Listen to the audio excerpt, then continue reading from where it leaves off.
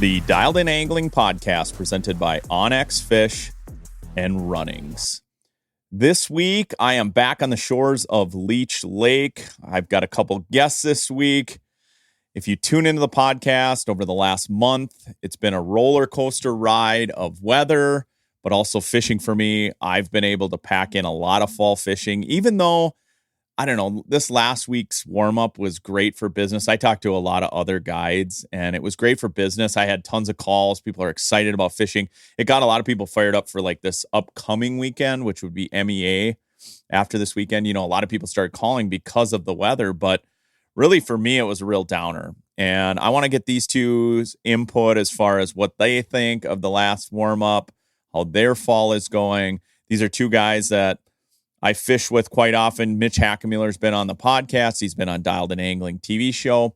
But I want to introduce Rem, Elite Angling Guide Service. Rem, welcome to the Dialed In Angling podcast. Thank you. Happy to be here. So Rem does a ton of guiding around this area. You're at Moonlight Bay all the time, but you go travel all the resorts I see on the lake all the time, Rem. I know you through a lot of other friends. A lot of mutual friends, obviously Nick Sakella, who's been on the guide on the Dialed In Angling podcast. He's part of the guide service. You and Nick are good buddies. I know Nick talks to you a ton. Tell us how your season's going. Let's talk a little fishing, but I want to find out a lot about yourself, your guide service, and what you got planned for the future. Yeah. So I am Remington, Moren, obviously, like Tony said, but grew up on the shores of Leech, originally from Foley, Minnesota, and moved up here with my mom in 4th grade, something like that. So cut my teeth out here on Leech, and I think it was a great spot to cut your teeth as an angler. It's so diverse, whether you want perch, crappies, walleyes, whatever. If you want to fish rocks, weeds, sand, you know, it's one of the. I feel like fishing here on Leech has made me going to other lakes pretty diverse and. Started up guiding here about 5 years ago and loved every minute of it. There's some bad days, but there's overall it's been really good. And guide out here probably between 100 and 150 days a year between summer and ice fishing. Just kind of fired that up last year, the whole ice deal. And on the side, I manage Moonlight Bay Resort. Just 5 miles north of Walker. And it's been a heck of a ride. And I see you on the lake all the time. So yeah. I see you zipping all over the place. I know you're a fantastic angler. I'm super pumped to have you on the podcast because, man, I have been so geeked up about fall fishing. And, you know, for me, fall is such a short window. You know, you look at the bite windows and time periods throughout the summer where, you know, things you look forward to, right? Spring jig bite, spring, you know, for me going out to Green Bay or the Rainy River run, you know, those are short windows, but then you have summer to look forward to, right? All of this summer fishing to do, and that evolves and changes throughout the year. But this fall window is always so short and so like coveted by me personally. Yeah. It's like, I got to try to pack it all in. Like you mentioned, you know, Leech is such a diverse fishery where you can go out and fish crappies, you can fish perch, you can fish walleyes, muskies, pike, all of the above, and have a fantastic time in the fall. Well, I've been trying to pack that all in. Listeners know if they've been tuning into the podcast the last few weeks, I've done it all. I've done a ton of lake trout fishing, pike fishing, perch fishing, crappie fishing, walleye fishing, guiding. But this last warm-up that we had sort of was a buzzkill for me. I mean, it was great for customers. It was great to be out there. But it seemed like we were getting to the point where surface temperatures were ideal. And then we had that heat wave. I wouldn't even call it a warm-up. I mean, it was a legitimate heat blast. It was like someone turned the furnace on. And I don't know about you, but for me, it seemed like things sort of stalled out. You know, it's sort of like I was looking at the forecast every single day, waiting for temperatures like we had last night, where it was 28 degrees overnight. You know, surface temperatures are starting to plummet. And I've noticed very quickly over the last few days, you know, I was on Winnebagosh, I was on Mille Lacs today. We're all going to be out on Leech tomorrow. I noticed how quickly those fish turned around. People think cold fronts are a bad thing. Not in the fall, man. Nope. They fire up that bite. Yeah, my favorite bite so far this year has been that Labor Day cold front, and it was hot. This summer was pretty hot all around, and then that Labor Day cold front, people were down in the dumps. Guests who were coming up to fish with me, and I'm like, no, this is gonna get everything right. And yeah, going back to the fall. Fall is 100% my favorite time to fish. Like, we get past Memorial Day and fish kind of start to get into their summer pattern, and I don't want to wish summer away, but I'm always looking forward to middle of September to middle to late October. It's my favorite for sure. I'm looking forward to not having nightcrawler dirt in my boat. Honest to God. I just looked today. I stepped on a nightcrawler bin this morning. I was pulling my bait out, and I personally backed up and stepped on it. And I was so mad because if you look underneath my console, there's so much the nightcrawler bedding embedded everywhere. It's just a nightmare. I can't wait to, just jig fish, minnow fish, plastics fish. Like you said, right after Labor Day, that cool down, the first thing I did was start snapping jigs and plastics. And immediately it was like, fall is here. Surface temperatures plummeted. Mitch and I were talking about it. It was a teaser, dude. And it was a teaser. I wish that wouldn't have gone away because, I think we need fall warm-ups to moderate the surface temperatures.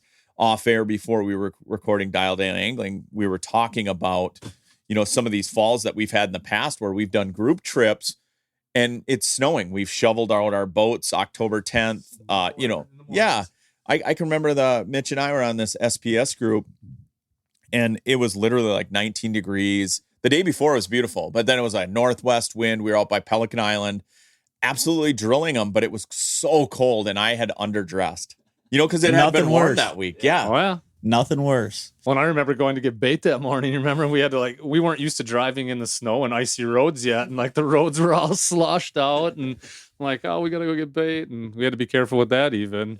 No one's used to it yet. But like you guys are saying, after that warm up, but we took full advantage of it. Last weekend I wasn't guiding. I had my wife and daughter up. We fished 3 days in a row. We caught a lot of fish, but by 1, 2 in the afternoon, we went swimming, you guys. We went to the beach and swam. We were out in the water. No joke. I can't remember a time where I've ever swam after October 1st, but we did it twice this year. It's crazy. I was telling my customers, I said, yeah, Mitch has got his wife out there swimming at the beach right now because we were ripping by there. And I was like, they're literally at the beach right there. And they're like, God, how wild is that? First couple of weeks in October and you're at the swimming beach. But, and I showed them on my graph, surface temperatures were 70 degrees. Yeah, it wasn't. It was a little cold right away, but you got used to it pretty quick. And just to say you did it, you got to go do it. So out of you two, I know Mitch and I fish a ton together in the fall, but we also do a ton of hunting in the fall. I'm going to shelf the hunting talk because I am so geeked up to get out hunting right now. And my dog is pissed and I have not been bow hunting. I've done nothing.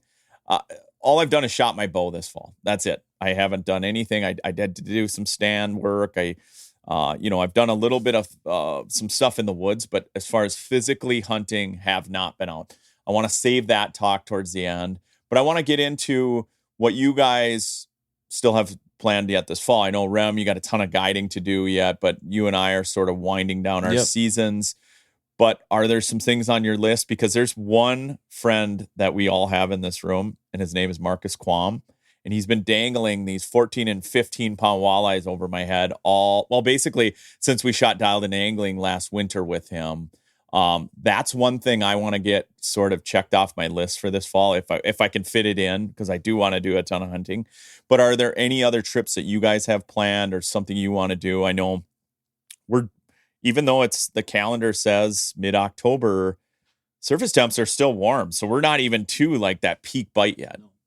No, and I'm afraid I'm actually going to be gone during the peak bite. I'm in 12 days here. I leave for Saskatchewan to go waterfowl hunting. But we feel super bad for you. Yeah, I'm not mad about it. I'll take care of the walleyes here for you. Not mad about it. I've harassed him enough. But Quam has sent plenty of Snapchats, and we almost had it on the books. And he's like, I don't know.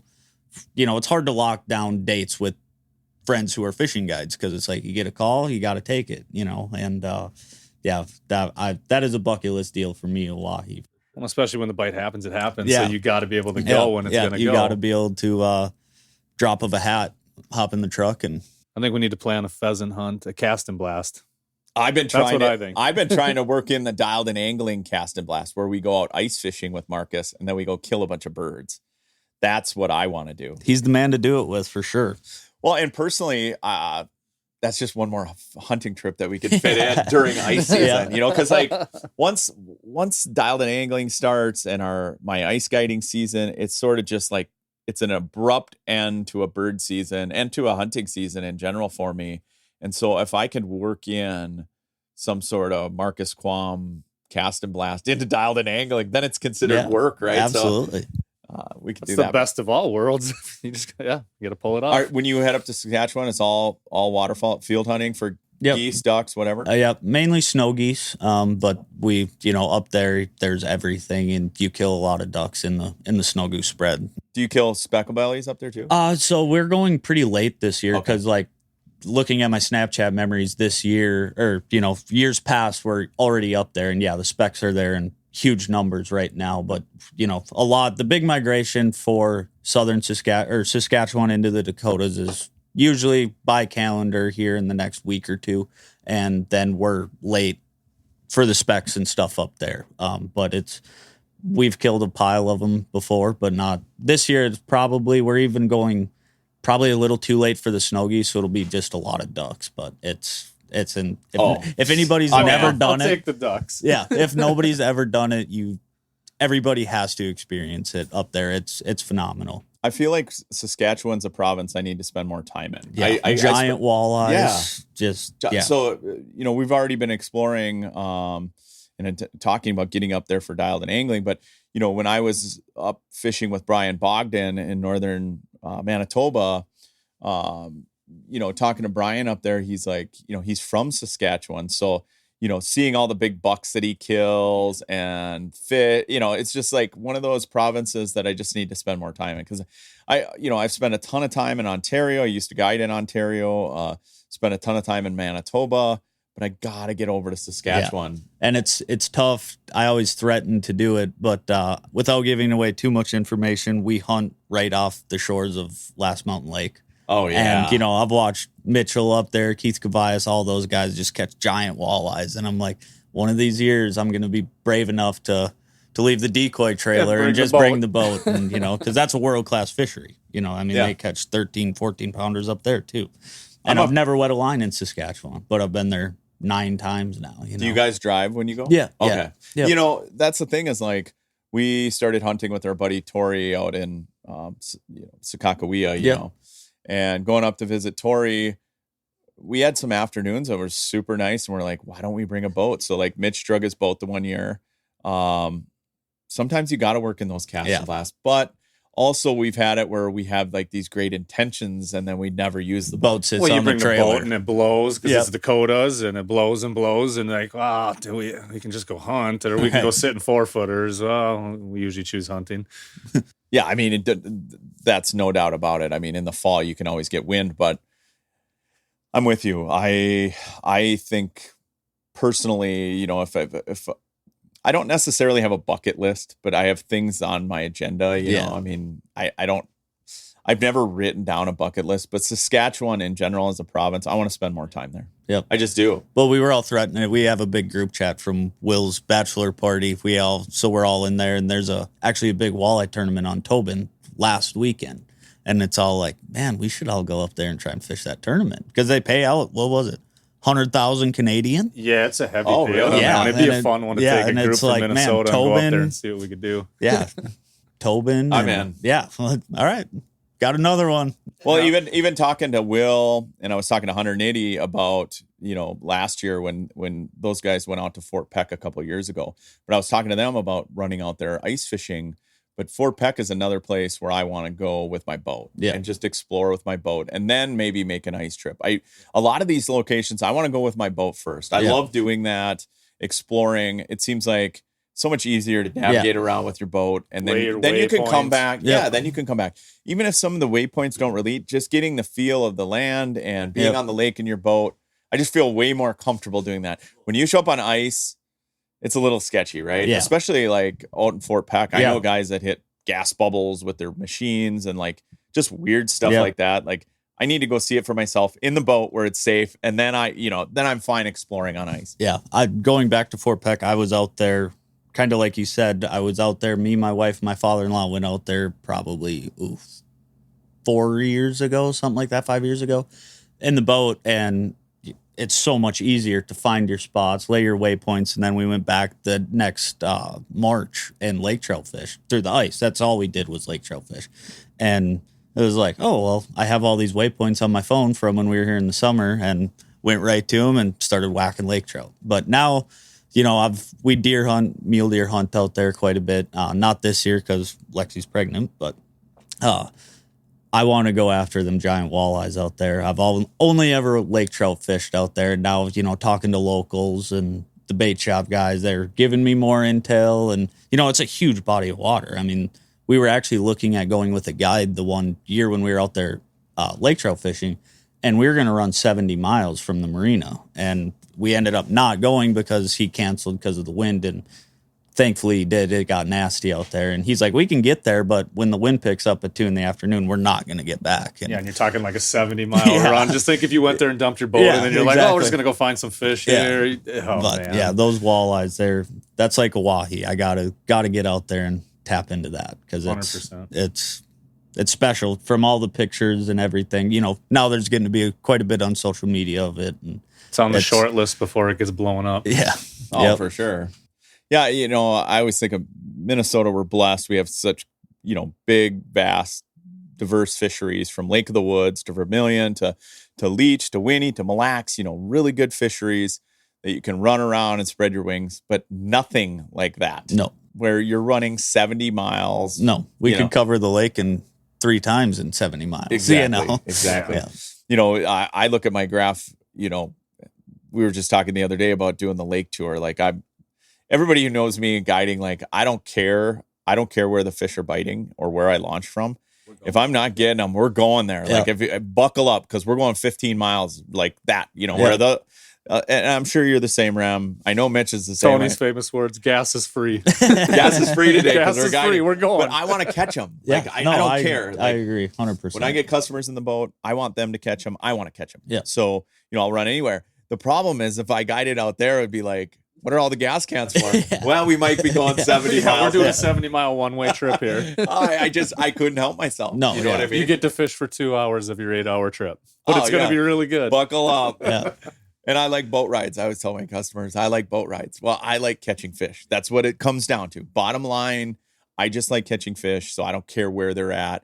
The first time I got out to Skakawea with my son Robbie, we launched in Garrison, and I was talking to Tori and a bunch of my buddies out there, and they're like, the bite in Garrison's been terrible. Yeah. I ripped all the way 38 miles. I went one way. Robbie's like, where are we going? I'm like, I'm going to where the fish are biting. Right. And so we just went to a coordinate that Tori gave us, and we banged them, but that was thank God it was calm. It's worth the run. It was worth the run. We absolutely, we didn't just, fill the box. We crushed them. Yeah. And we weren't going to spend all day poking around Garrison and not catching them. We took off, did the run. Luckily the wind didn't come up, but that's just me. I want to catch them. So, let's take a quick break here, guys. When we come back, I want to dive a little bit more into, what you guys got planned this fall, some things that you're looking forward to this winter. Want to find out a little bit more about your summers as well. I know Rem and Mitch both spent a ton of time fishing this summer, not just on Leech, but all over the place, fishing tournaments. I want to get into that. And then the last thing I want to talk about on the podcast is hunting, because I know you're going duck hunting. Mitch and I have plans of killing a lot of birds this fall. I plan on sitting in a tree stand, a whole bunch here coming up. I wish October was like 3 months long. I always say we have it so bad, like so good, but so bad. Because I think of all the guys down south. When I used to guide waterfowl hunting, we would take people from Louisiana, Arkansas, and they would have all their deer hunting done before the birds got there. And I'm like, all of ours is within a month, like we can only, and great fishing, like it's, we're so jam packed, and I'm fortunate to live where we live and be able to do the things we do, but I do get frustrated that October's only 30 days or 31 days, whatever it Be is. nice to string it out for 3 months, wouldn't it? For sure. Oh, I would love it. Well, let's take a quick break here. When we come back, we'll have more Dialed In Angling coming your way. Runnings Home, Farm, and Outdoor stores are celebrating 78 years, serving 90 local communities across the Upper Midwest, the Northeast, and America's Heartland. Runnings has everything you and your family need for your home, on the farm, and in the outdoors. Lawn and garden, hardware, farm and ranch supplies, sporting goods, housewares, snacks, and everything for your pets. Go to runnings.com to find one of the 90 locations near you, or shop online anytime at runnings.com. Runnings, your home, farm, and outdoor store. Okay, we're back with Remington Moren and Mitch Hackenmueller, once again on the shores of Leech Lake.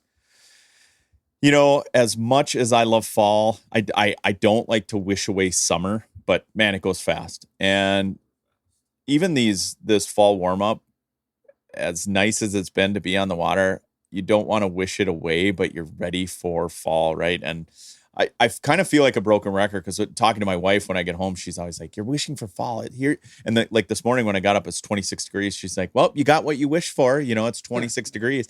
And, you know, it's sort of bittersweet, you know, because I do love everything about summer fishing in Minnesota, in the Midwest, in Canada.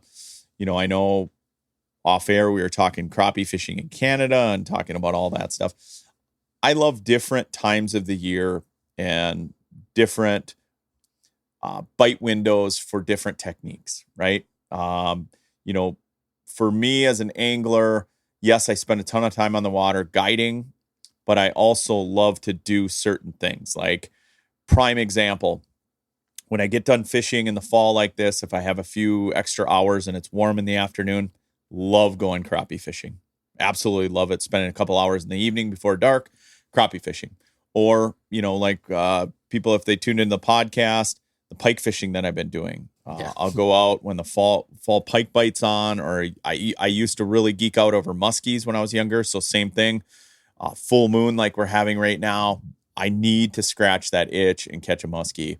The muskie itch isn't quite there like it was when I was younger. I snap back into it. Like if a customer catches one, you know, I can get, or I see one, or I see him on forward facing sonar, I can easily get convinced to go muskie fishing.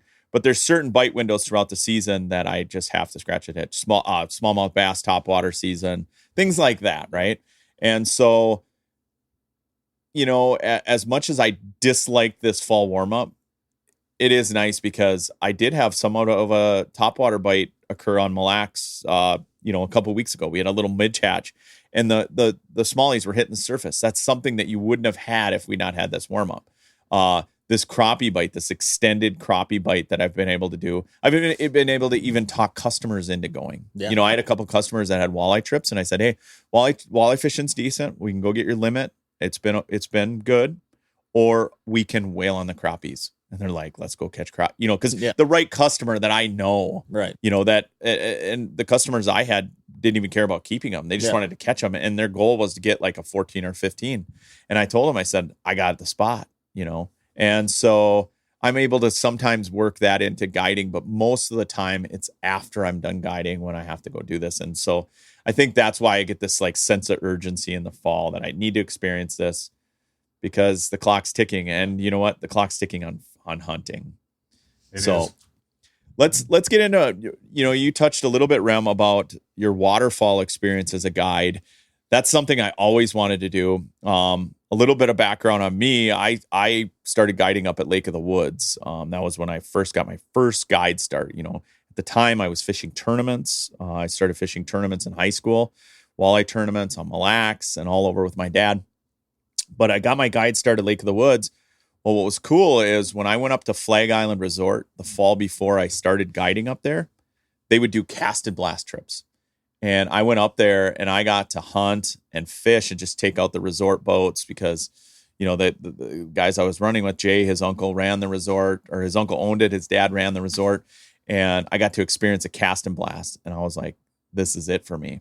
And so that next fall when I guided up there, I wanted to be part of those cast and blast trips because it was so fun to go out and kill a bunch of ducks in the morning and then go fishing in the afternoon. And the next day get back up and do it.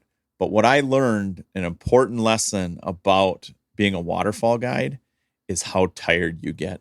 I could not believe how tired, because you're up at 4 a.m. and I'm just setting water decoys. I'm not setting up field decoys, traveling from state to state, scouting. Tori Holland, our buddy who has been on Dialed and Angling, I watched him out in Devil's Lake, North Dakota, and I sat in his truck and scouted and scouted and scouted and saw the hours that he put in. And as glamorous as it sounds to do, it can be a grind. But let's hear about your experience. Yeah, it is a grind for sure. So I was fortunate enough to kind of get brought into the waterfall guiding world at a perfect time. I was a broke college kid, just killing geese every morning before class, and got reached out to by a guy named Graham Gresseth from Maxed Out Guides. And my roommate had actually guided for him the year prior. And he's like, hey, we need another guy. Can you make it work? I'm like, well, I'm going to school, but I can, weekends for sure. And thankfully I was able to go down Thursday night, guide Friday, Saturday, Sunday, drive back home. And that was in western Minnesota out by Big Stone in that area, Lac La Parle to Big Stone. And you learn very quickly that a glamorous job it's a grind. Like you said, it is a lot of hours. Yeah. And, up at like there in western Minnesota, it's not uncommon to drive an hour and 20 minutes to a field to hunt. And so you're up at 3, sometimes 2:30. And, if you hunt the morning and you don't necessarily go back to the lodge after the morning, because it's like, well, if we didn't shoot all our ducks or all our geese, like we're hunting that evening and then you're scouting there. So you'd take a hour truck nap after lunch and do it all over again. By the time you get done picking up and get back to the lodge, it's 10:30, 11 o'clock at night. And it's like, okay, so we are running wide open on 4 hours of sleep every single night. And I was kind of a weekend warrior into it. So I feel pretty bad for the guys. Not bad because they're doing it because they love it. It's kind of like fishing. Like, we're not making millions of dollars. We're just doing it because we love to fish. Absolutely. And that's what they're doing. They just love to kill birds. And and that led into going down to north central Kansas, and worked out perfect because they go down there 1st of December. I was in college, and Christmas break starts pretty early in college, so I would go down there all of December and the first couple weeks in January. And it was some of the most fun times. Like, I'll look back at it when I'm 50 years old and be like, man, it was a grind, but that was some of the most fun you could ever have, because Kansas is another place that, like, there's the sheer number of ducks. Like, up in Canada, there's just kind of birds all over, and in Kansas, they are concentrated. I mean, it's not uncommon to see a duck feed of 20,000. And when it's happening, there's no better place in the world to be than Kansas. And they got some good lakes down there too. That's the thing about the migration. I always think, like, people have to experience it at least once in their life. Like, even if you just see it, even if you're not hunting it, I can remember walking in pheasant hunting, and 20, 30,000 snow geese fly over, and you cannot have a conversation with the person next to you. So, wow. It's just something that is so cool to be able to experience it. They're just like, being out I had college roommates from Devil's Lake. So in college, my parents used to call and like, hey, where's Tony? Because at the time I didn't have a cell phone, which is unheard of today, but I didn't have a cell phone. And so my parents would have to call our landline, and they'd be like, oh, he's at the library. And I'd be out in Devil's Lake, chasing ducks. But I remember a pintail migration one time, and sitting on the shores and watching this pintail migration. Another time it was bluebills, just the sheer amount of bluebills that got up off the water out of Pelican Lake just burned in my memory. It'll never leave my mind, It's sort of like looking at a live scope and it's like, but seeing those birds, it's like, you have to experience that once in your life, and even if you're not a waterfall hunter. Yeah, like, I've never got to go down to Arkansas and shoot them in the green timber or anything like that, but they have skinny water river hunting down there that when everything else is froze up, them rivers stay open, and there will be 5,000 ducks in a 200-yard stretch of river that's 10 yards wide. And it's something special. Like, it's a lot of fun. And that kind of led into the whole fishing guiding, or me becoming a fishing guide, is getting to see the smiles on people's faces, whether it be somebody who's killed 10,000 ducks in their life, or somebody who's never shot a shotgun before. You see all walks of life when you are in this industry, and that's, I had so much fun doing it. I'm like, okay, now I got to bring this into the fishing world. And thankfully I was offered the job at Moonlight Bay Resort to be able to start guiding fishing. And yeah, it's been great. Like we talk about, you get some people who they hop in the boat and they grab the rod upside down, or you have people who it's like, man, you could be a guide yourself. It's fun. You meet so many new people, and I wouldn't trade it for anything. Every day is different. Yep. Yeah, and the customer base is different. That's what I like about it. I like that aspect, and I like seeing familiar faces. Yep. I have customers that have become really good friends of mine.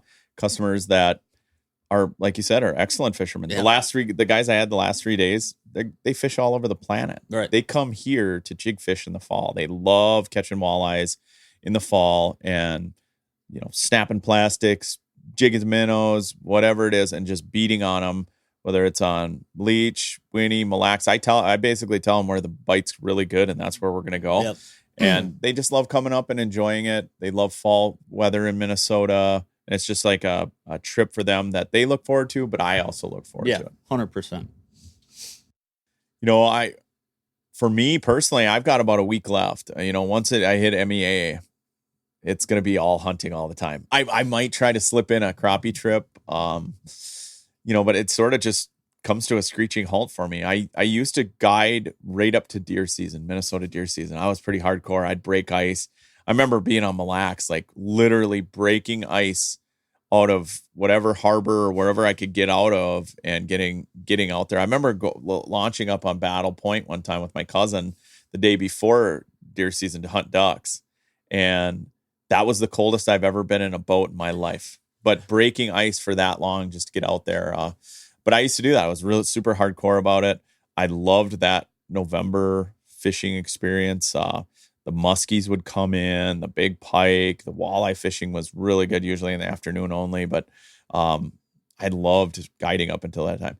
Now I cherish the fact that I spend that little bit of window doing what I want to do. Yep. And taking my kids fishing. Like Rem, you touched on, you get a kid along the way.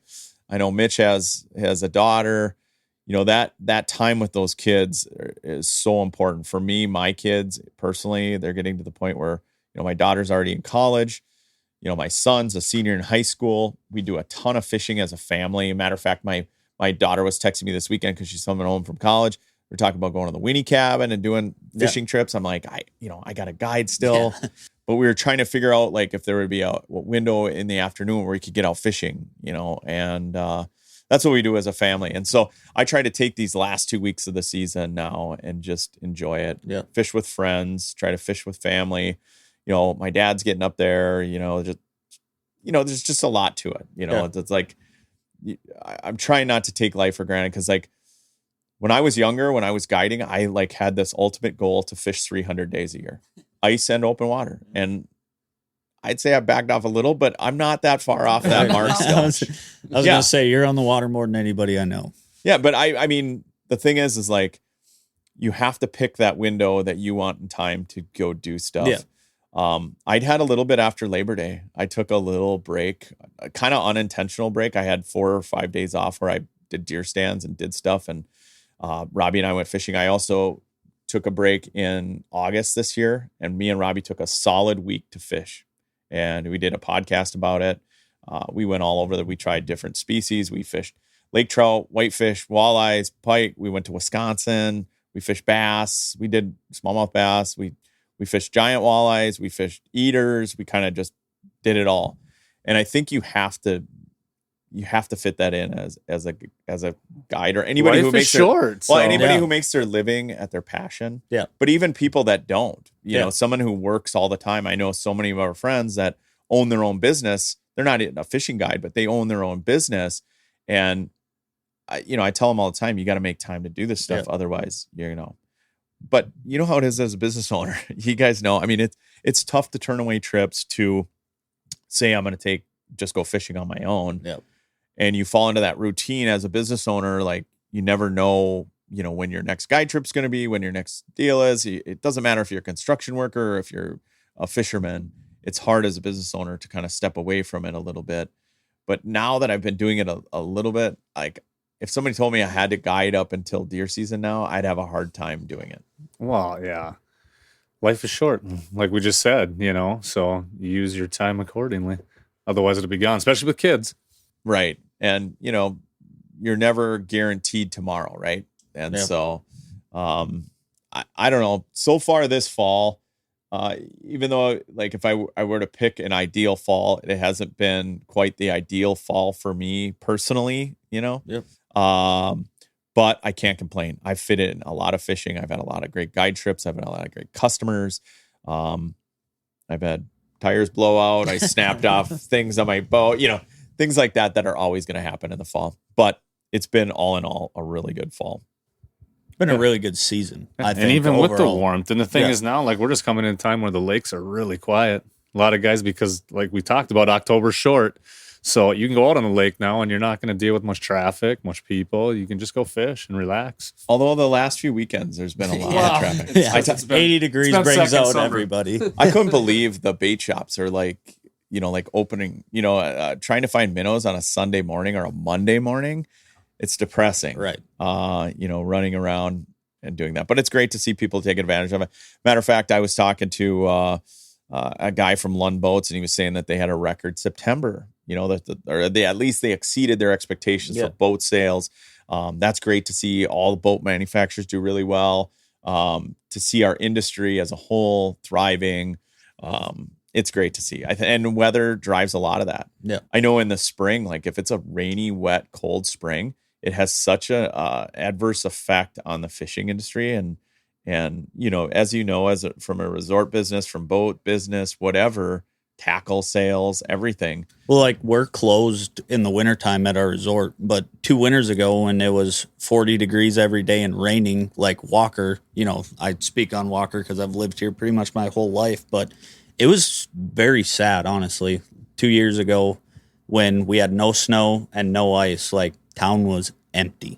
Well, economically up in northern Minnesota, they need it. Yeah. You need the snowmobilers. You need the ice fishermen. Nice summers and brutal winters because that brings up the snowmobilers and the ice fishermen. But yet you want the ice to leave at the right time for the boat sales to happen. I was telling people 2 years ago, winter, even though it was very bad for my business, it was the best ice fishing winter I've ever had. The fishing was incredible. You could go anywhere up here as long as you use caution. Yep. There wasn't anybody out there. You didn't have the wheelhouse army. But it was terrible for people and it was devastating. And I never want to see it again as a business owner. And I never want to see, our people that I work with, sponsors that we work with. I never want to see that again.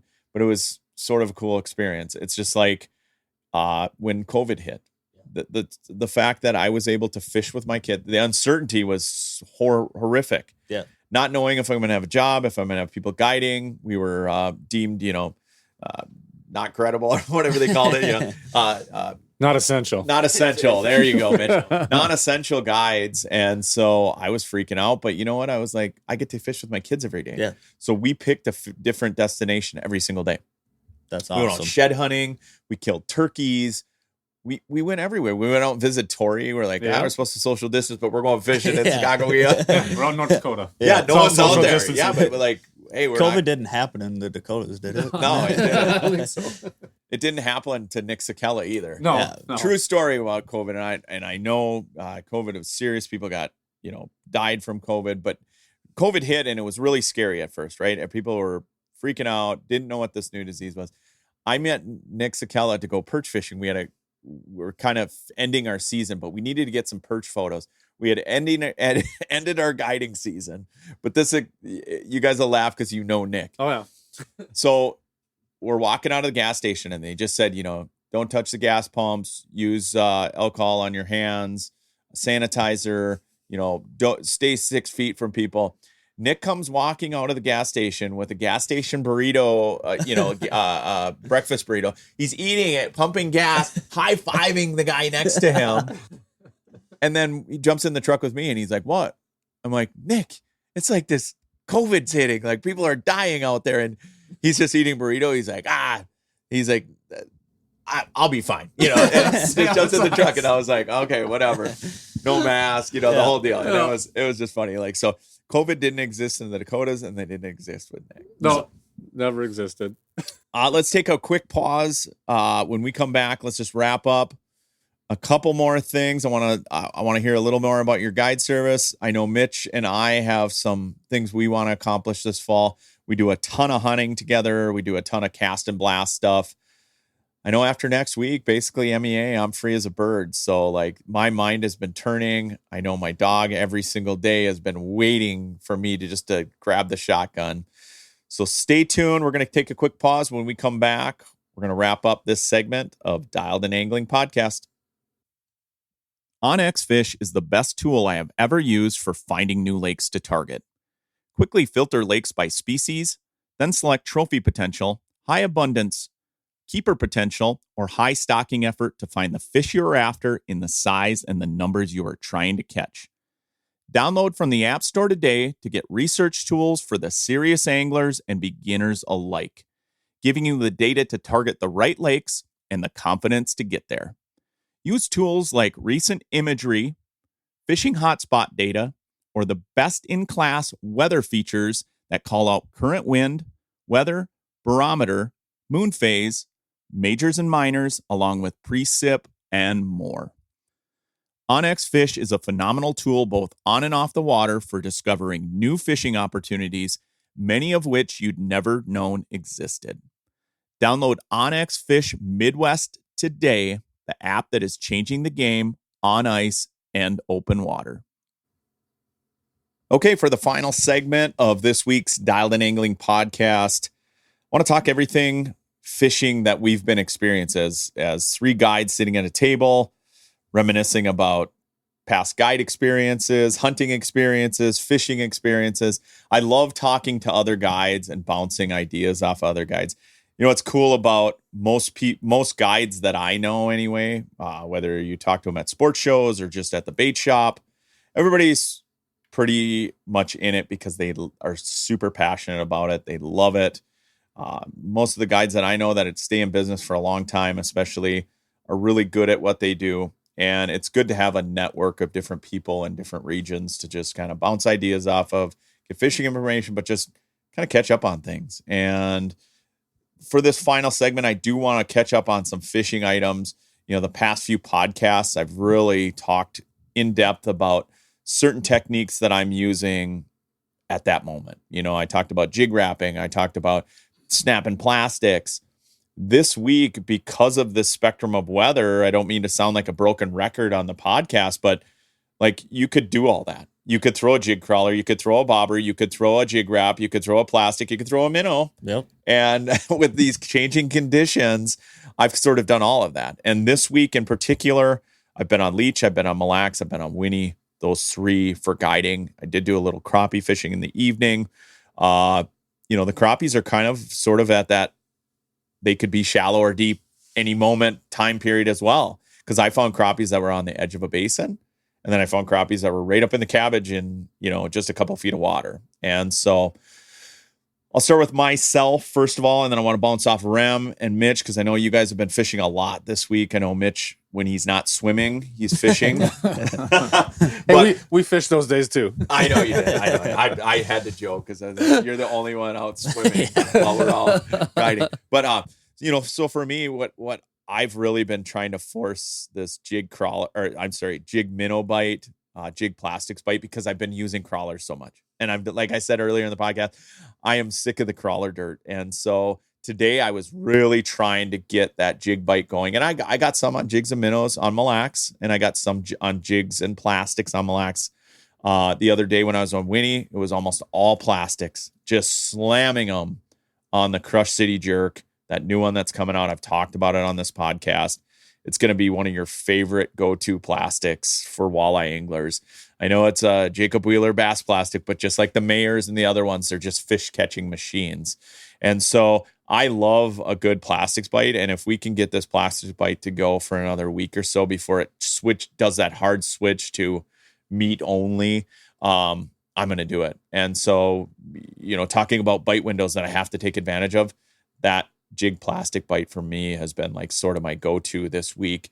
And I caught them out here too. I caught jig plastic. I caught them in several different areas. One in the sand, in the weeds. I did really well with jigs and plastics. And so that's kind of been my bite in a nutshell. I am looking forward to later this week because surface temperatures are dropping rapidly. I couldn't believe how much they dropped just overnight. Last night, obviously, with it being 26 degrees. But now the next few nights with the wind shifting back and forth, I'm guessing by early next week, we're going to have temps close to upper 50s. I would agree. Yeah, I mean, today, what was the warmest it got? Mitch? Today, the warmest I saw was 58, like 58 and a half. Yeah. And then in the shallow water bays was all 55.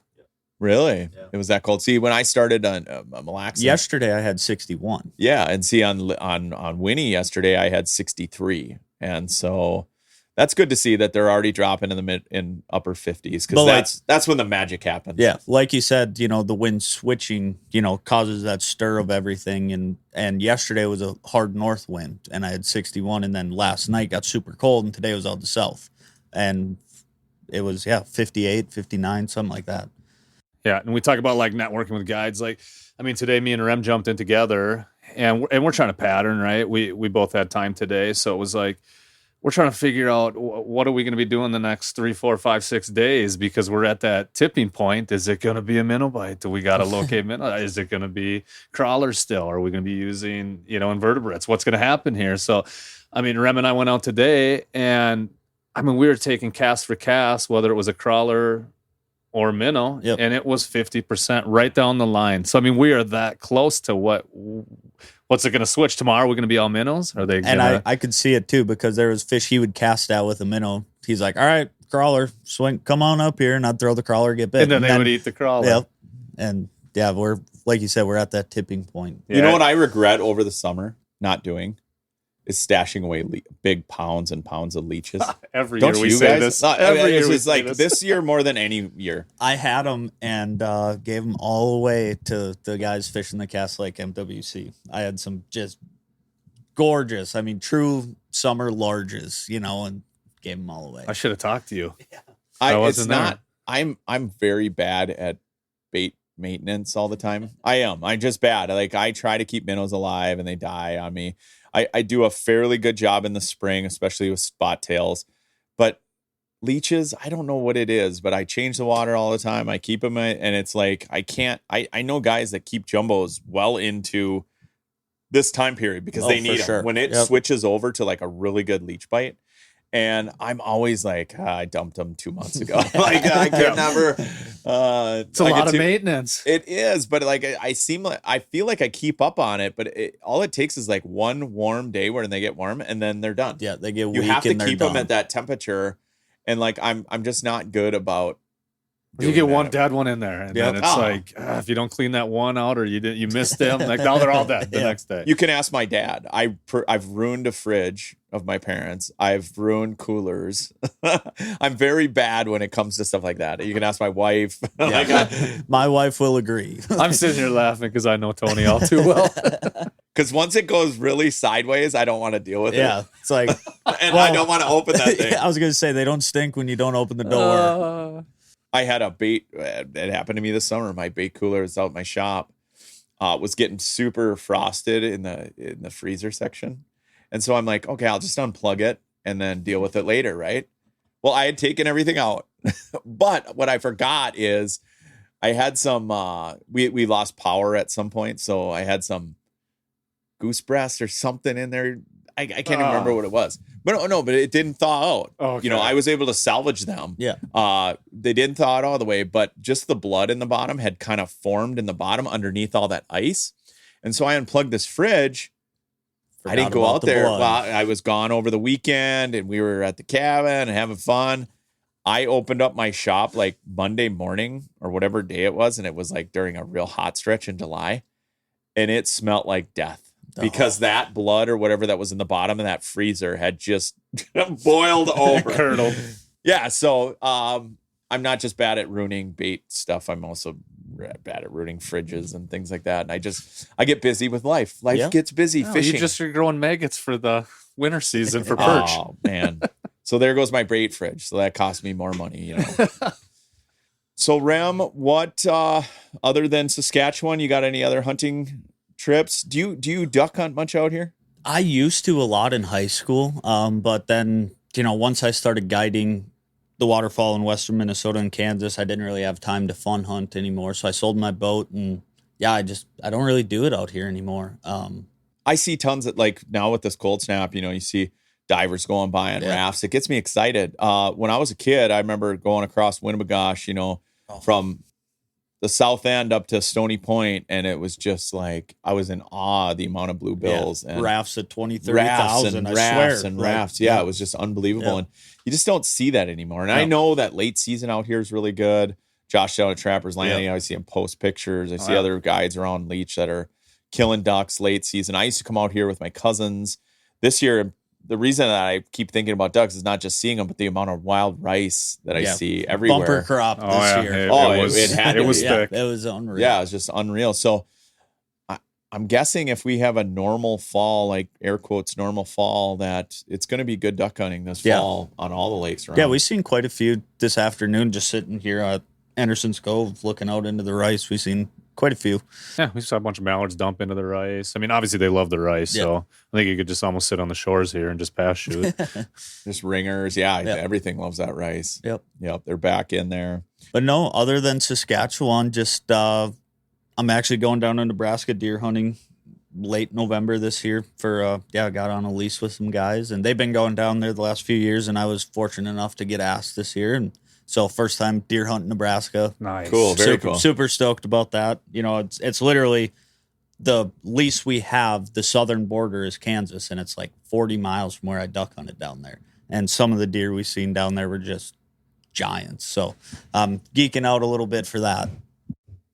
Mitchell, I know you and I have some cast and blast stuff planned. I do want to fish Sakakawea this year.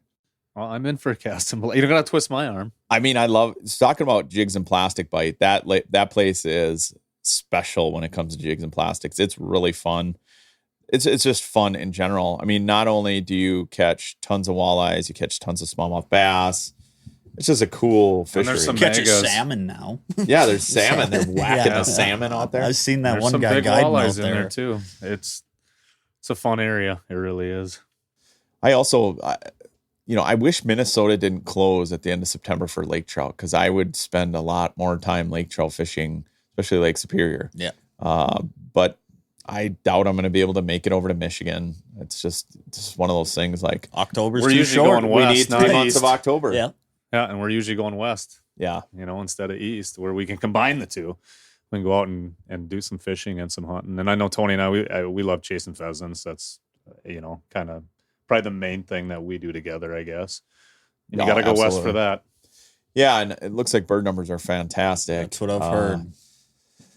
Knock on wood. I mean, I always hear that. It's like, bird numbers are great. And then you get out there and you're like, all the corn's up. It's like the yin and the yang. It sort of ruins it. But I think this year, from what I've heard, is bird numbers are way up. I know around here, it seems like the grouse numbers are up. I thought this year's rainy spring would really knock them down, but I've been seeing a lot of birds, and I haven't even been out in the woods much.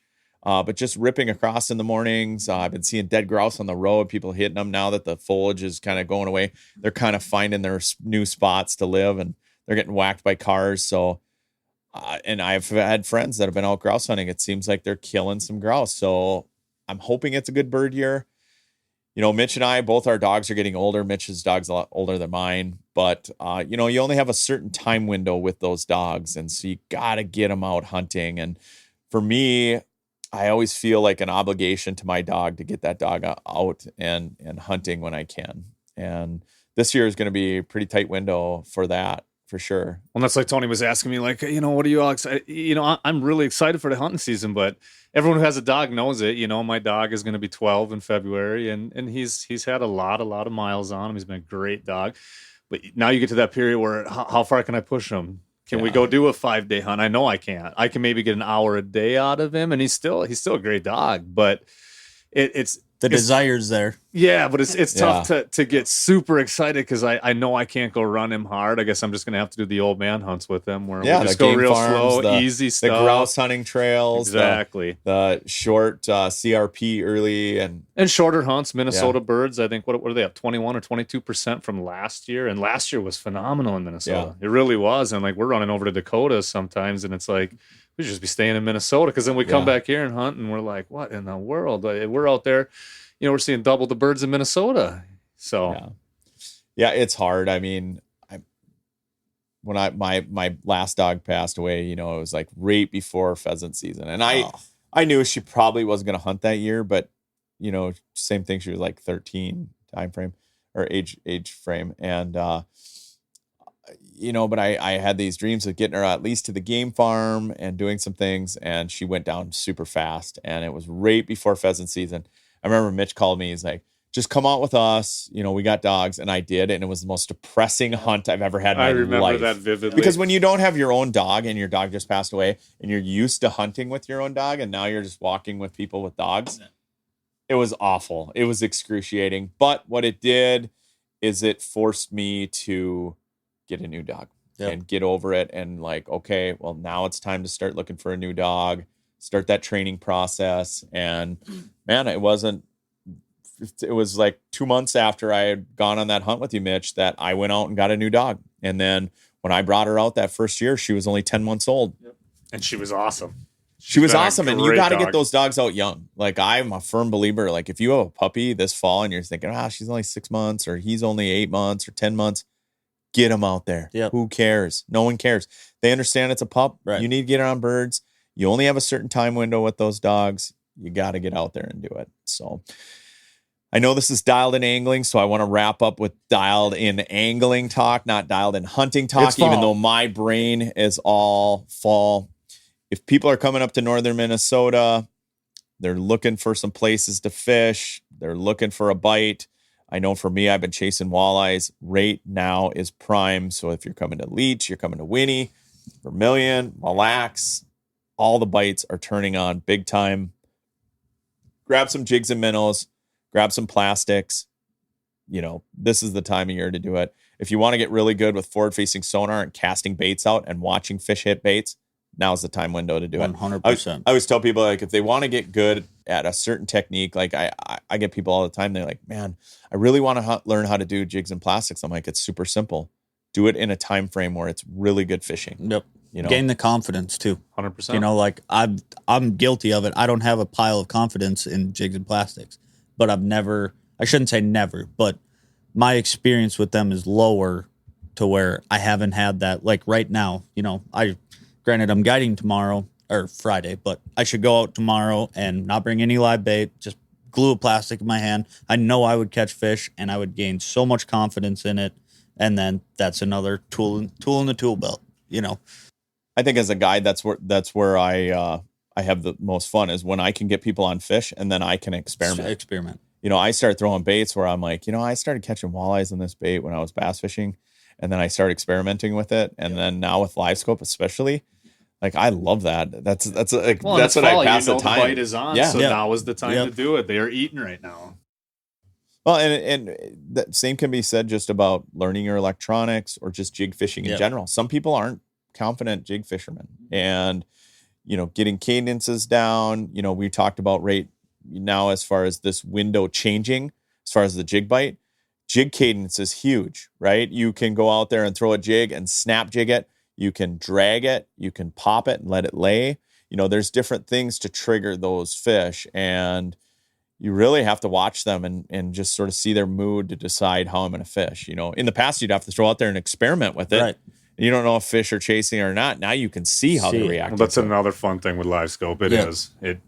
Well, and going back to electronics, I think right now, like I use forward-facing sonar every day, pretty much religiously. But I think side imaging is still like being a guide out here on Leech Lake is my biggest tool.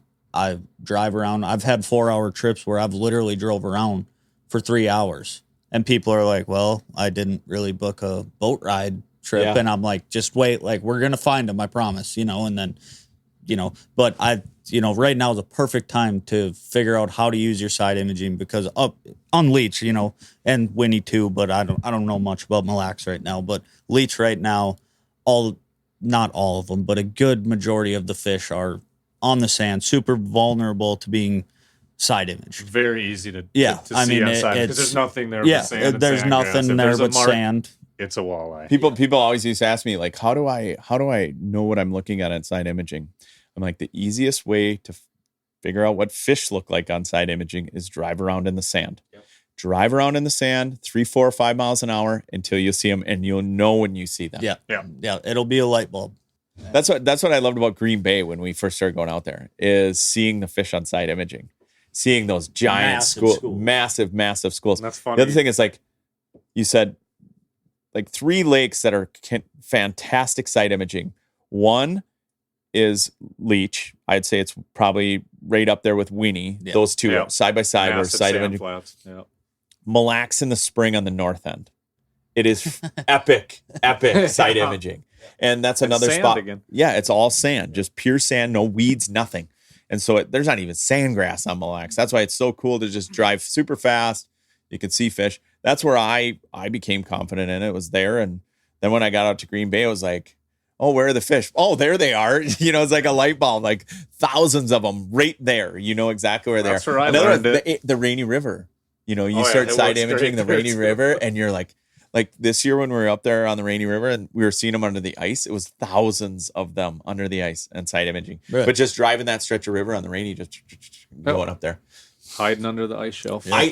You know what? Another fall bucket list thing that I'm going to do, that I have to do, that I've been saying the last 2 years, is going up to Rainy in the fall. Yep.